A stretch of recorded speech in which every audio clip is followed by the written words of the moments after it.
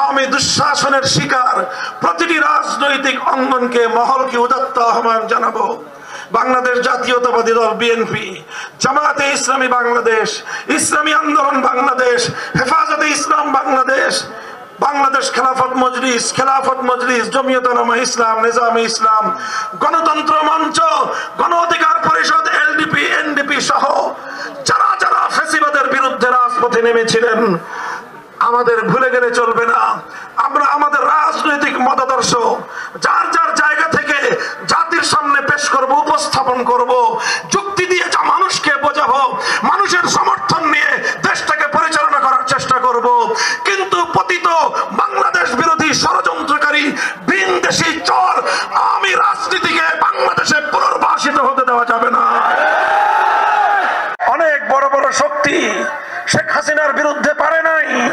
শেখ হাসিনার পেছনে যেই ভিনদেশী শক্তিগুলো তাকে বাংলাদেশের জনগণের বিরুদ্ধে ক্ষমতার মসনদে টিকিয়ে রেখেছিল, তাদের মোকাবেলায় গিয়ে বাংলাদেশের বড় বড় রাজনৈতিক শক্তিগুলো বারবার ব্যর্থ হয়েছে, পারে নাই।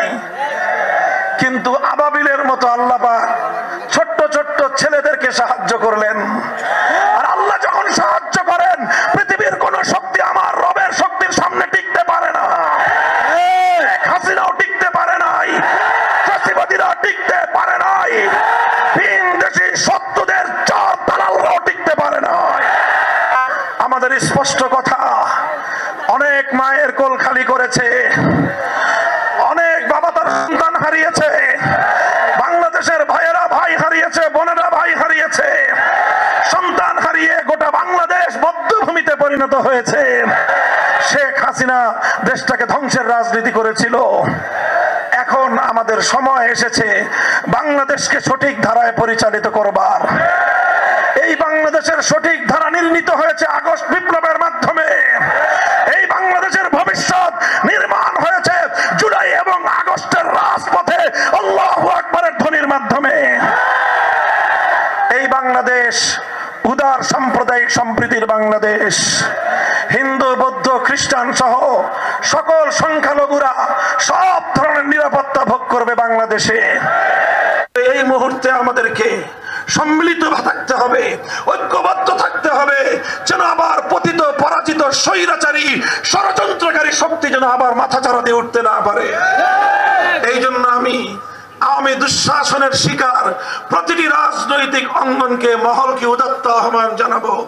বাংলাদেশ জাতীয়তাবাদী দল বিএনপি, জামায়াতে ইসলামী বাংলাদেশ, ইসলামী আন্দোলন বাংলাদেশ, হেফাজতে ইসলাম বাংলাদেশ, বাংলাদেশ খেলাফত মজলিস, জমিয়ত উলামা ইসলাম, নিজামে ইসলাম, গণতন্ত্র মঞ্চ, গণ অধিকার পরিষদ, এলডিপি, এনডিপি সহ যারা যারা ফ্যাসিবাদের বিরুদ্ধে রাজপথে নেমেছিলেন, আমাদের ভুলে গেলে চলবে না। আমরা আমাদের রাজনৈতিক মতাদর্শ যার যার জায়গা থেকে জাতির সামনে পেশ করব, উপস্থাপন করব, যুক্তি দিয়ে যা মানুষকে বোঝাবো, মানুষের সমর্থন নিয়ে দেশটাকে পরিচালনা করার চেষ্টা করব। কিন্তু পতিত বাংলাদেশ বিরোধী ষড়যন্ত্রকারী ভিনদেশী চর আওয়ামী রাজনীতিকে বাংলাদেশে পুনর্বাসিত হতে দেওয়া যাবে না। এই জন্য আমাদের এই জায়গার ঐক্যটা যেন দুর্বল হতে না পারে। খবরদার, সাপের লেজে পাড়া দিয়ে যদি ছেড়ে দেন, এই সাপ কিন্তু ঘুরে ছোবল মারবেই। এই শেখ হাসিনা যে বলেছিল পতনের 3 দিন, শেখ হাসিনা পালায় না বলেছিল।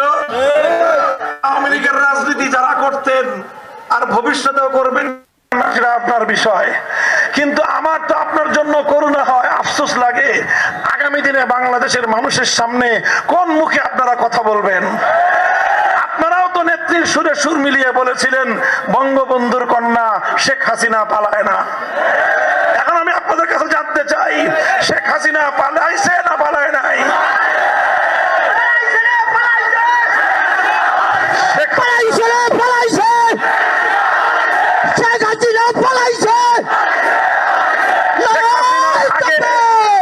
শেখ হাসিনার আগে আরো সরকারের পতন হয়েছে, আরো সরকার বিদায় নিয়েছে। কথা বলেন ঠিক না বেঠিক?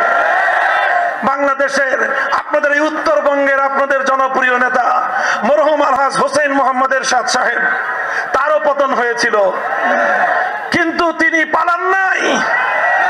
তিনি কারারুদ্ধ হয়েছেন, 5 বছর কারাগারে থেকেছেন, নেতা কর্মীদেরকে এতিম ফালায় দেশ ছেড়ে পালান নাই।